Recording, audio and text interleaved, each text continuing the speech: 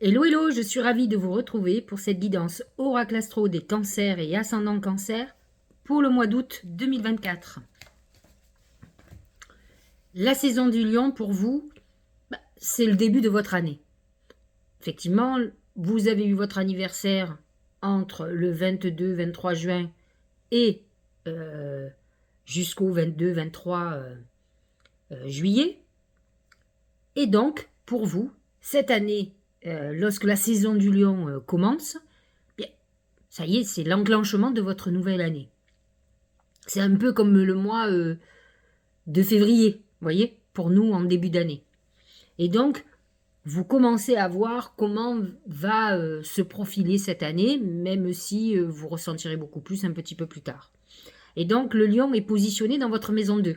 C'est la deuxième étape, la deuxième marche de l'escalier. Donc, ce soleil va mettre en lumière tout ce qui concerne votre patrimoine, tout ce qui est votre argent, la bourse, vos placements, vos soucis financiers aussi, hein, comment vous gagnez votre vie. Vénus est positionnée dans cette maison 2 qui est un beau placement parce que Vénus amène quand même l'abondance financière, donc vous pouvez être dans une période très intéressante. En tout cas, cette Vénus vous agit positivement pour vous jusqu'au 5 août. Et nous avons Mercure qui va être dans la Vierge jusqu'au 15 août et qui va rétrograder, qui sera en rétrogradation, et donc il va repasser dans le Lion entre 29 et 21 degrés du 16 août au 31 août. Pendant cette rétrogradation, effectivement, on fait beaucoup plus le bilan sur nos finances, sur nos placements, sur nos investissements, peut-être sur une vente. En tout cas, on est replongé dans le passé et on est dans une période où on doit faire des réajustements. Donc si vous devez signer des contrats, des choses comme ça, c'est peut-être le moment de revoir et de réfléchir. Ensuite, nous allons avoir le soleil qui va passer en Vierge, on rentre dans la saison de la Vierge. Pour vous, c'est la troisième étape de l'année. Et donc, la Vierge est un signe ami pour vous. Maison 3, maison des frères et sœurs, maison surtout d'échanges, de communication, des études, des écrits, des paroles. Hein, c'est l'échange. N'oublions pas quand même que la Vierge est dirigée par Mercure, qui dirige aussi le Gémeaux, mais ce n'est pas le même Mercure. Autant le Mercure de la Vierge est le Mercure de l'analyse, autant le Mercure du Gémeaux, c'est le Mercure de la communication, de l'intelligence, enfin, de plutôt d'autres choses que la Vierge. Et donc là, le fait que le Soleil soit en Vierge dans votre maison 3 va amener peut-être beaucoup plus de discernement dans beaucoup de choses. Vous allez être dans une phase où vous aurez besoin de vous exprimer, d'échanger. C'est un bon moment, par exemple, pour faire une demande d'emploi. C'est un bon moment où on reprend des études, où on fait des démarches pour pouvoir reprendre des études. Ça peut être un moment de réflexion. Je n'oublie pas que nous sommes en pleine période du mois d'août, en période de vacances, mais vous pouvez déjà avoir l'idée ou préparer des dossiers pour la rentrée. Mercure va être donc dans la Vierge en rétrogradation jusqu'au 15 août et ensuite il passerait dans le Lion, je vous l'ai dit tout à l'heure. Et donc là, Mercure va avoir une action de retour au passé, d'analyse sur ce que l'on a déjà fait ou ce que l'on n'a pas fait. En tout cas, on est dans plutôt une introspection ou une rétrospection, serait plus juste. Vénus va se positionner dans cette maison 3. C'est un bon moment pour vous inscrire sur une application de rencontre ou pour échanger. Il y a des échanges plutôt agréables que vous aurez. Il y a à vous d'accepter les invitations. Lorsque Vénus est en 3, on est invité et on peut rencontrer quelqu'un lors d'invitations sur des réseaux sociaux. Par tout moyen de communication, vous pourriez être amené à faire une rencontre ou sur des interactions, que ce soit avec votre voisin, que ce soit avec des gens que vous allez rencontrer, avec qui vous allez échanger. Il peut y avoir un déclic ou un tilt, un matching, comme on dit. Ensuite, Vénus va passer en balance dans votre maison 4. Vous n'êtes pas particulièrement en harmonie avec la balance, mais dans la maison 4, on a en tout cas envie d'une relation amoureuse réconfortante, un peu cocooning. Et c'est vrai que c'est votre mode de fonctionnement. N'oublions pas que la maison 4, c'est votre maison. Et donc, vous êtes lié au foyer, à la protection du foyer. Donc, il y a la volonté quand même d'être avec quelqu'un qui est rassurant et qui a un côté presque maternant. Nous avons le poisson qui est un signe ami pour vous, positionné dans votre maison 9. Et dans cette maison 9, alors ce n'est pas qu'au mois d'août, bien entendu, c'est toute l'année, nous avons Saturne et Neptune. Neptune, lui, suit sa course, il est pratiquement à la fin. Il va passer très prochainement, en tout cas pas cette année, mais peut-être même pas l'année prochaine. Il va passer en bélier. Et donc, pour le moment, il est sur le dernier degré du poisson. Et donc, il va toucher les cancers du dernier décan, hein, n'est-ce pas? Et Saturne, qui est en poisson, lui, va toucher le 18 degrés et 16 degrés, donc deuxième décan, et va vous amener des possibilités beaucoup plus structurées. C'est-à-dire que vous pourriez avoir le problème que vous avez eu avec Neptune en poisson dans votre maison neuve. Alors, vous avez dû avoir envie de prendre la mer, de faire des croisières, de partir loin, l'envie de rêver et d'autres horizons. Vous avez pu aussi être hyper intéressé par tout ce qui est philosophique, religion, tout ce qui est médecine parallèle, etc. Il y a eu un intérêt obligatoirement là-dedans, reprendre des études un peu parallèles, un peu originales en tout cas à ce niveau-là.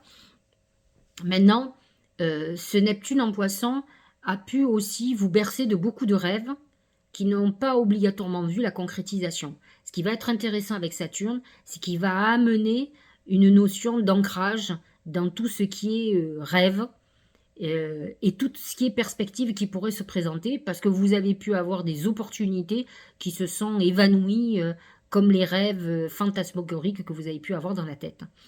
Donc Saturne va amener beaucoup plus de consistance dans les perspectives qui vont se présenter. En tout cas, pour le moment, ça va toucher le deuxième décan. Le nœud nord est en bélier dans votre maison 10, qui n'est pas une maison amie, et donc amène une notion un peu de karmique et de rébellion, ou d'action, en tout cas, par rapport à vos ambitions. Il est possible que vous ayez beaucoup d'envie et de désirs, mais que vous ne les concrétisiez pas beaucoup. C'est une des problématiques du cancer, qui vit beaucoup dans le rêve, et qui a du mal à agir. Et donc, effectivement, là, pour le coup, on est dans une période très karmique, mais avec le bélier qui agit, lui, et qui est positionné dans votre maison 10, la maison de la carrière. Le taureau, lui, est positionné dans votre maison 11, avec Uranus, qui peut amener des bouleversements soudains. Et donc, effectivement, Uranus amène, comment dirais-je, comment je pourrais dire ça, peut amener des chamboulements dans votre environnement amical. Vous pourriez rencontrer des personnes avec qui il y a un déclic, un coup de cœur amical, ou vous pourriez avoir des personnes qui agissent pour vous amicalement, qui vous tendent la main, qui vous aident sur une démarche quelconque que vous n'attendiez pas. Uranus amène le côté soudain et imprévu surtout. Donc quelque chose qu'on ne voit pas arriver, qu'on ne voit pas venir. Donc vous pourriez avoir des revirements de situation, à la fois des personnes de votre entourage qui vont sortir de votre vie et des personnes nouvelles qui vont rentrer ou des aides que vous n'attendiez pas qui vont être là pour vous. Alors comme vous le savez, c'est l'année des Gémeaux. Pour vous, le Gémeaux se positionne dans votre maison 12, la maison du secret, la maison des épreuves. De tout ce qui est psychologique, c'est le bilan. De toute façon, Jupiter en 12, c'est le bilan de 12 ans. Donc faites un report. Nous sommes en 2024, voyez ce qui s'est passé pour vous en 2012. Vous étiez dans la même situation, et donc là, vous clôturez 12 années. Et il faut absolument faire ce bilan pour préparer lorsque Jupiter va passer dans votre signe, et ça sera mi-juin 2025. Et donc vous avez un an pour faire le bilan, pour préparer une nouvelle époque de votre vie, parce que c'est une nouvelle aventure. C'est pas une année, c'est 12 ans. Donc effectivement, à vous de savoir ce que vous voulez laisser derrière vous, ce dont il faut que vous vous libériez, ce qui va être compliqué pour vous parce que vous êtes du style conservateur ou conservatrice, et ce que vous voulez qui rentre dans votre vie. Donc vous êtes dans cette année très importante de bilan, et Mars, qui accompagne Jupiter ce mois-ci en particulier, va vraiment agir et réactiver cette notion de réflexion, d'enfermement, pour vous faire des prises de conscience, hein, de toute façon. Nous avons une nouvelle lune en Lion qui sera positionnée dans votre maison 2, donc c'est une nouvelle lune intéressante pour vous au niveau d'ordre financier et immobilier, et une pleine lune qui sera en Verseau dans l'axe 2-8, c'est-à-dire l'axe de l'argent, gains et pertes financières.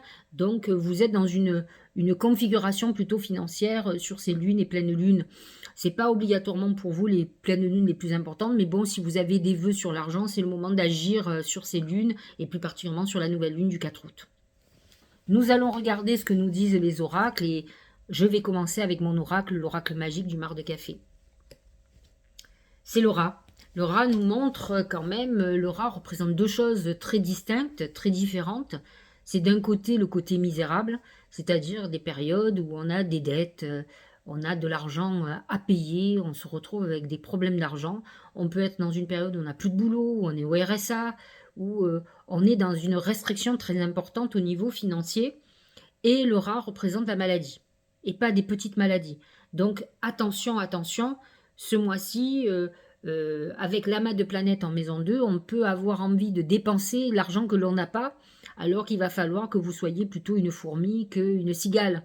Donc à vous de faire très attention, même si Vénus dans la maison 2 annonce l'abondance, elle va passer rapidement en maison 3 et peut amener un éparpillement au niveau de l'argent. Donc attention avec le rat qui peut vous amener des trucs à payer qui n'étaient pas prévus et qui peuvent vous mettre dans le rouge ou dans une difficulté notable. Au niveau professionnel et financier, c'est l'anneau. L'anneau représente l'engagement ou le désengagement. Vous pouvez rentrer dans une phase de signature de contrat. N'oublions pas que nous avons Mercure en maison 3, en tout cas jusqu'au 15 août, et ensuite en maison 2 jusqu'au 31 août. Alors, j'ai envie de vous dire que quand Mercure est rétrograde, c'est pas le moment de signer. Par contre, vous pouvez complètement être dans une phase de réajustement de contrat, d'étudier un petit peu plus de près ce que vous devez signer avant de vous engager. L'engagement sera beaucoup plus intéressant pour vous à partir de septembre, mais en tout cas, vous pouvez préparer ça, préparer une alliance, un contrat, une collaboration, une association. On est dans cette phase-là, mais toujours avec beaucoup de précautions à cause de la rétrogradation de Mercure. Au niveau sentimental, c'est le corbeau, c'est des mauvaises nouvelles. Alors attention, attention, Vénus en maison 2 peut vous amener quelqu'un qui est tout à fait vénal ou vénal, hein, donc attention à ça. En tout cas, vous pourriez avoir des nouvelles de quelqu'un qui est quelqu'un de nocif ou de néfaste pour vous, en tout cas au niveau sentimental. Donc soyez alerte, qui va vous donner des nouvelles, qui va vous envoyer un texto, qui va vous inviter. Ça pourrait être quelqu'un du passé, ou en tout cas quelqu'un que vous connaissez. Faites attention à vos nouvelles rencontres. On est dans une configuration de méfiance et de quelqu'un de nocif.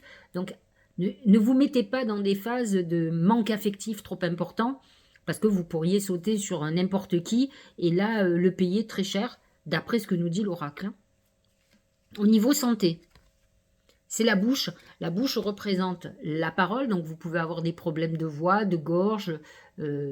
Faites attention à ce qui est dit, vous pouvez être agressé par des paroles, mais la bouche représente tout ce qui est alimentation, de quoi je me nourris. D'autant plus que le cancer représente ça complètement. Je me nourris d'émotions, de sentiments qui peuvent être nocifs pour moi. Je me nourris d'alimentaire. Peut-être faites-vous de la boulimie, donc faites attention à ce que vous mangez, à ce que vous buvez.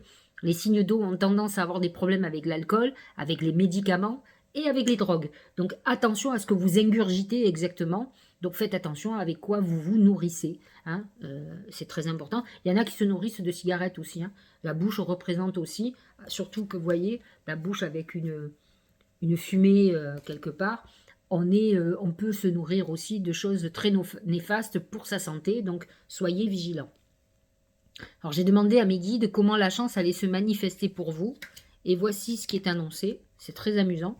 C'est le brouillard, c'est la confusion, c'est les mensonges. Donc faites très attention parce que vous n'êtes pas dans un mois de chance, pour être très clair.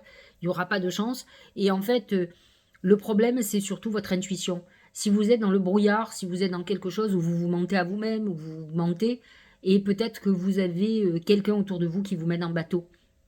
Et en fait, vous avez l'impression que votre chance vous a abandonné, mais c'est parce que vous n'êtes pas sur la bonne voie. Vous allez vous orienter ou vous donner du crédit à quelqu'un qui n'en a pas et qui ne doit pas en avoir. Donc soit vous rentrez dans la lucidité, vous arrêtez de vous mentir à vous-même, parce que la plupart des cancers sont intuitifs, savent les choses, ils les refusent, ils les mettent sous le tapis, ça oui. Et en fait, vous vous rendez pas compte que c'est contre-productif et que finalement, vous vous faites du mal à vous-même.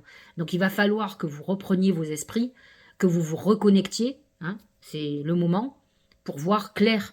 Parce que pour le moment, effectivement, on nous dit que vous êtes dans le brouillard et dans quelque chose qui est complètement nébuleux et qui ne vous permet pas de vous connecter à votre intuition et à vos guides. Alors, nous allons regarder ce que disent les autres oracles et tout d'abord le Tao. Le travail sur ce qui a été corrompu. Je trouve que ça correspond pas mal à ce qui est sorti déjà. On voit qu'il est en train de se passer quelque chose, c'est-à-dire que vous risquez d'être face à des personnes, à des situations qui sont néfastes, que vous vivez depuis et vous avez mis votre mouchoir dessus. Là, vous êtes dans une période où vous allez être obligé de voir clair. Alors, ça fait mal, mais au moins, ça dénoue les situations, ça va vous permettre d'avancer. Alors, c'est vrai, je préfère vous avertir, vous avez une année comme ça. Vous avez les secrets, les trahisons, les mensonges qui vont remonter à la surface, mais il est très important de se libérer de tout ça pour démarrer une nouvelle année. Et surtout, pour démarrer l'année qui arrive, enfin les 12 années qui vont se préparer. Il faut que vous laissiez derrière des choses négatives qui vous suivent depuis trop longtemps. Donc réglez vos problèmes. Alors même si c'est dur, c'est favorable. Et c'est ce que dit l'oracle. Le travail sur ce qui a été corrompu. Guérison, réparation, correction des erreurs passées, épuration de la corruption. Vous devez nettoyer votre vie. C'est important, c'est ce que Jupiter dans votre maison 12 vous demande de faire pendant un an, donc jusqu'à juin de l'année prochaine. Donc à vous de commencer, même si vous avez l'impression de sourire, c'est qu'une année. Après, vous allez avoir un terrain propre et vous allez pouvoir planter vos graines d'intention, vous allez pouvoir démarrer sur des bases nouvelles. Et parfois, effectivement, il faut se trouver seul. Moi j'en ai, elle me dit, oui, Sylvie, j'ai plus personne autour de moi. Oui, mais il vaut mieux être seul que mal accompagné. Vous êtes seul pour le moment parce que vous avez fait du nettoyage, que vous n'avez plus personne, donc on ne vous appelle plus, mais vous allez refaire après votre famille amicale, votre famille amoureuse, tout va repartir. Mais il faut d'abord nettoyer le terrain, se reposer, réfléchir, et non pas vivre ça comme une victime. Hein. Épuration de la corruption, restauration de l'équilibre, action responsable. Restauration de l'équilibre, je trouve que c'est tellement bien dit, parce qu'effectivement, il faut faire du nettoyage pour retrouver une harmonie intérieure. Quand vous êtes, vous savez, il y a des gens qui adorent être entourés de plein de monde, et tous ces gens ne disent que du mal de la personne, dès qu'ils peuvent lui mettre des bâtons dans les roues, ils le font, ils attendent, ils sont là aux aguets pour voir si elle va pas trébucher, mais que de tristesse. Moi, personnellement, je vous dis franchement, je préfère être seule que accompagnée. Moi, la solitude ne m'a jamais posé problème, d'abord parce que j'aime lire, j'aime faire plein de choses, je suis très active, j'écris, c'est pas un souci. Alors vous allez me dire, ouais, c'est facile à dire, toute la journée tu parles avec les gens. C'est vrai. Peut-être que si je parlais pas avec tous ces gens, si j'avais pas tous ces échanges, effectivement, la solitude serait quelque chose qui me pèserait. C'est possible. Mais peut-être trouver un juste milieu, ça serait bien. Mais je crois que depuis toujours, ma mère me disait quand j'étais petite, elle me mettait dans le berceau, vous savez, dans les trucs de jeu là, les parcs. Elle me dit, tu t'amusais, puis toute seule, et je venais voir, tu dormais. Bah, c'est un peu moi aujourd'hui. Moi, je suis dans mon lit, je lis, puis je fais une petite sieste, je regarde des émissions, je lis des trucs, j'écris. Je suis quelqu'un de très calme et qui a besoin de ce calme et de cette paix intérieure. Donc, c'est ce qu'on vous dit de faire. Hein. Regardez, la gratitude. La gratitude est le chemin qu'emprunte la prospérité, le succès pour venir à votre rencontre. Bon, j'en ai déjà parlé, la gratitude. Moi, ça m'amuse toujours. Moi, qu'on soit obligé de dire à des adultes, parce que la plupart c'est des adultes, alors si on le dit ça à des enfants, c'est bien, qu'il faut avoir de la gratitude, moi je trouve ça extraordinaire. Parce que ça, c'est quelque chose, moi personnellement, que je fais naturellement, depuis toute petite. Alors est-ce que c'est mon côté catholique, religieux, qui remercie, ou est-ce que c'est ma mère aussi, certainement, qui m'a inculqué ça? Pour moi, c'est un réflexe. Je suis consciente de ma chance. Je suis consciente que quand j'ai des problèmes, majoritairement, c'est ma faute. Je prends mes responsabilités. Mais par contre, quand je vois que j'ai des coups de bol, je remercie. Il m'arrive, par exemple, pas souvent, heureusement, mais il m'est arrivé, par exemple, de venir à Paris, j'avais très peu de rendez-vous, et à l'époque, j'avais mon crédit à payer, je me dis, oh là là, comment je vais faire? Bon, j'ai toujours de l'argent d'avance, mais malgré tout, Paris, en tout cas, était là pour payer mon crédit, au moins. Dans la semaine, tout s'est rempli. J'en ai même refusé. Mais spontanément, je remercie mes guides. Et d'ailleurs, la plupart du temps, je vais à l'église pour leur dire, je vous remercie d'être là, de m'accompagner, de ne pas m'oublier. Parce que c'est très... Mais je l'ai toujours fait. Je n'ai pas besoin qu'on m'explique, là, c'est des nouvelles leçons de développement, mais on devrait vous expliquer qu'il faut que ça vienne du cœur. C'est pas parce que c'est dire voilà, ben ça, il faut que je le fasse, parce qu'honnêtement, personne n'est dupe. Personne n'est dupe. En tout cas pas celui qui est au-dessus de nous. Alors vous l'appelez l'univers si vous voulez, mais c'est Dieu, c'est la même énergie. Lui sait, comme nos guides, nos défunts nous voient. Il sait ce qu'on a dans le cœur. Donc quand vous faites de merci, parce qu'il faut dire merci, que celle que vous suivez sur les réseaux ou autres vous a dit il faut de la gratitude, croyez-moi, ça ne sert à rien. Hein. Ça fera pchit. C'est ce qui vient du cœur, même quand vous faites vos vœux. C'est pas à peine de dire que vous voulez avoir de l'argent, plein d'argent, si vous êtes incapable de payer vos dettes. À un moment donné, il va falloir que vous soyez lucide et réaliste. Je veux dire, arrêtez de penser que tout va être dû. Et encore une fois, la gratitude doit venir du cœur. Ça doit être quelque chose de naturel pour vous, de remercier. Moi, je suis quelqu'un qui m'émerveille de tout. Alors donc, à partir de là, tout est facile pour moi. Vous allez dire, elle est naturellement née comme ça, c'est vrai. Peut-être c'est mon ascendant sagittaire qui fait que je m'émerveille, je suis plutôt... Ça agace mon compagnon, il me dit, tu es toujours positive. Mais c'est... Parce que, même dans les souffrances, même dans... Croyez-moi, j'ai des épreuves. Je sais si c'est ma faute, je prends mes responsabilités, j'assume. Hein, je me dis, tant pis pour toi, c'est bien fait pour toi. Hein. Voilà, je n'ai pas besoin que ma mère ou quelqu'un d'autre soit derrière pour me dire, tu as vu, où tu en es, c'est ta faute. Hein. Je suis la première à me faire mea culpa, vous comprenez? Donc, la gratitude, oui, ça doit faire partie de votre quotidien, de voir ce que vous avez comme chance, et pas ce que vous n'avez pas. La majorité des gens, et j'en connais autour de moi beaucoup, qui se plaignent toute la journée de ce qu'ils n'ont pas, et ils ne voient même pas ce qu'ils ont. C'est comme ça qu'on peut être avec un mari extraordinaire ou une femme extraordinaire, mais que non, ça va pas. Et le jour qu'il se barre, alors là, il pleure. Ah, mais tu l'avais avec toi. Tu l'as épousé. Tu l'as laissé partir. Et maintenant, tu veux le récupérer. Mais c'est trop tard. Quand les gens s'en vont, c'est qu'ils vous aiment plus. Vous pouvez taper des pieds, faire l'arbre droit, c'est fini. Hein. Donc, à un moment donné, c'est voyez la chance que vous avez, bien sûr, parce qu'il y a toujours pire que nous. Moi, je ne me contente pas de ce que j'ai. C'est pas de vous dire, bah, je suis heureuse, je peux bouffer, j'ai un salaire. Bien sûr que vous avez besoin de plus. Mais dites-vous, j'ai la chance que... Moi, j'ai des gens qui n'ont pas d'endroit où aller. C'est-à-dire qu'ils veulent quitter quelqu'un, mais ils n'ont plus de parents. Ils n'ont personne qui peut les aider. Ils ne savent pas où aller. Ils n'ont pas obligatoirement des amis qui peuvent les accueillir. Quand vous avez au moins, vous pouvez me dire, je ne sais pas où aller. Ils me disent, non, bon, enfin, je peux aller chez ma mère. Je sais pas, alors où est le problème? Partez chez votre mère. Il faut que ça soit momentané. Mais vous savez, au moins, vous avez un point de chute. Il y en a, ils n'en ont pas du tout. À un moment donné, il faut relativiser les choses et voir la réalité et non pas comme vous l'arrangez. Moi, souvent, ça m'arrive en consultation. Moi, j'adore, c'est quand on me dit oh non, j'ai personne dans ma vie. Mais on a juste oublié de me dire qu'on a un crunch de temps en temps. Vous voyez, un plan cul, pour être très clair. Mais moi, en consultation, je le vois, ça. Vous me dites qu'il n'y a personne, c'est le désert. Il n'y a pas de sexualité. Si moi, dans la consultation, on me dit bah, il y a sexualité, je vous dis bah, je suis contente pour vous, vous allez avoir au moins un petit peu de plaisir. Parce que ça fait partie de la vie. Ah, mais ça j'ai. Ah. En fait, au lieu de me dire c'est un désert amoureux, si c'est pour de la sexualité, j'ai ce qu'il faut. Mais j'ai besoin d'une vraie histoire d'amour. C'est pas la même. Il faut savoir exprimer les choses parce qu'honnêtement, vous pouvez me mentir à moi, mais eux, mes guides, vous leur mentez pas les miens ou les vôtres. Hein, c'est pareil. Donc réfléchissez bien comment vous fonctionnez, ce que vous dites. Regardez. C'est amusant, on parlait de gratitude et la pensée créatrice. Vos pensées ont un impact inouï sur votre réalité. Accueillir cette puissance est une bénédiction, comme quelque chose de négatif. C'est bien ce qu'elle dit, pensée créatrice, donc on est dans le positif. Mais les gens qui sont toujours négatifs ou qui ne voient même pas ce qu'ils ont, on va vous l'enlever, hein. Croyez-moi. Si vous n'arrivez pas à dire je suis contente, j'arrive au moins à payer tout ce que j'ai à payer, vous allez me dire c'est pas une panacée, vous avez besoin de plus, je vous l'accorde. Mais au moins dire je vous remercie de ce que vous me donnez. Parce qu'il y en a, ils ont pire que moi, ou ils vivent dans tel endroit. Il y en a qui sont dans des pays en guerre et reçoivent des bombes.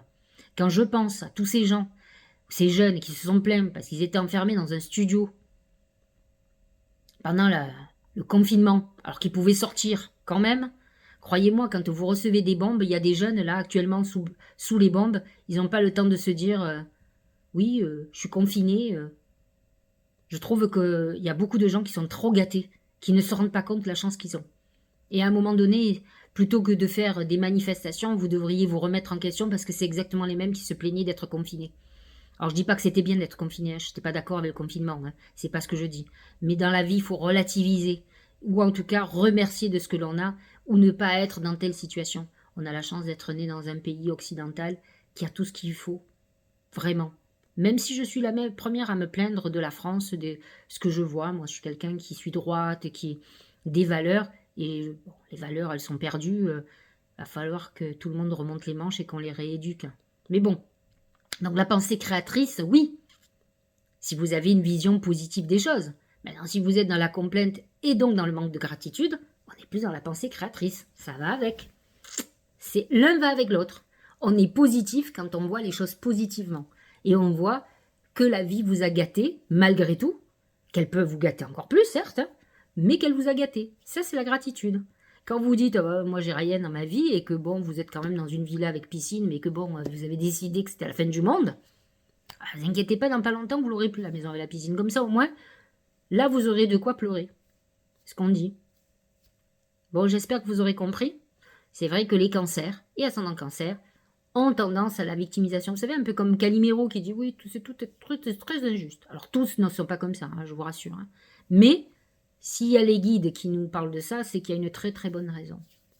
Bon, malgré que je trouve que vous n'avez pas un mois transcendant, prenez-le pour prendre des vacances. Vous reposer, réfléchir et éliminer de votre vie tout ce qui est négatif. Les pensées négatives. Utilisez votre intuition, vous en avez à revendre. Et donc, vous êtes des gens très guidés, et ça, c'est une chance. Vous oubliez que vous faites partie des plus réceptifs. Et vous rêvez. Donc, vous pourriez avoir cette pensée créatrice. Pour vous, c'est le top. Sauf que vous vous faites manipuler par vos émotions et qui font que tout ça, ça disparaît. C'est dommage. Vous avez tout le potentiel pour réussir dans votre vie et réaliser tous vos vœux. Je vous embrasse et je vous dis à très bientôt. Passez un bel été.